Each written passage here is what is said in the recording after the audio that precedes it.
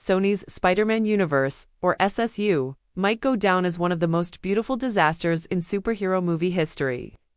It was an ambitious attempt to replicate the MCU's success, but using only Spider-Man characters. The whole thing started with Venom in 2018, and basically crashed and burned with Kraven the Hunter in 2024. The fundamental problem: trying to build a Spider-Man universe without Spider-Man.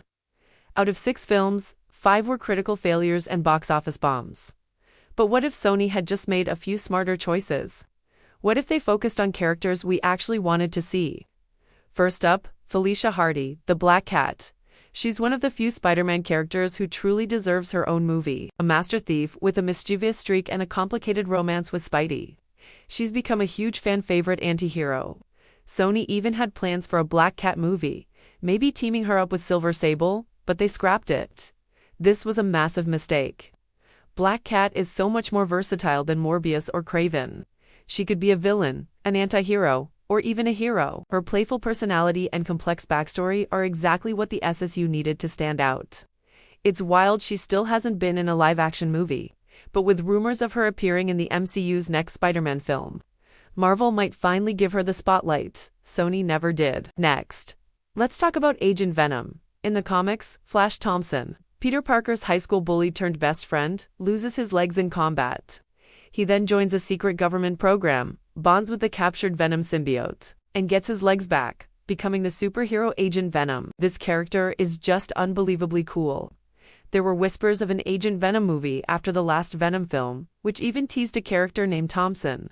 This could have given the SSU something it desperately needed: a true hero to fill Spider-Man's shoes. But sadly, these rumors came way too late to save the franchise. And how could Sony ignore Dr. Octopus? Dr. Otto Octavius is easily a top 3 Spider-Man villain. A genius with 4 mechanical arms, he's one of Spidey's most iconic foes. Yet, the only live-action Doc Ock we've seen isn't even in the SSU. It's baffling that Sony chose to focus on obscure characters like Morbius and Madam Web when they had an icon like Dr. Octopus in their back pocket. A solo film about his tragic origin would have been far more compelling than what we got. Instead, they were planning movies about D-list villains no one's ever heard of. Literally anything with Doc Ock would have been better. While we're at it, why not Spider-Woman? The SSU was weirdly obsessed with villains but they could have used other members of the Spider family like Jessica Drew. She has similar powers to Spider-Man but operates in a completely different world. A former spy with a history with Hydra, Spider-Woman is one of Marvel's most complex heroes. Her past as a double agent often puts her in that morally gray area that Sony seemed to love. She would have been the perfect central figure for the SSU, a complicated protagonist to build the universe around.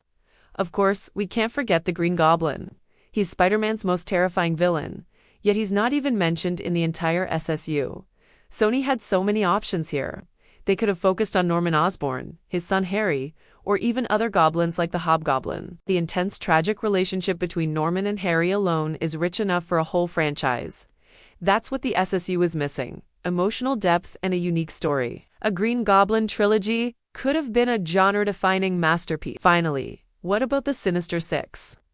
From the very beginning, Sony wanted to make a Sinister Six team-up movie. Imagine Spider-Man's greatest villains joining forces. That idea alone would sell tickets. They could have built their entire universe toward this epic showdown.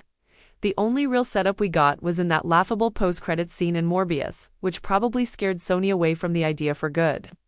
The SSU was a series of missed opportunities. They had the rights to some of the greatest comic book characters ever created, but they just didn't know what to do with them.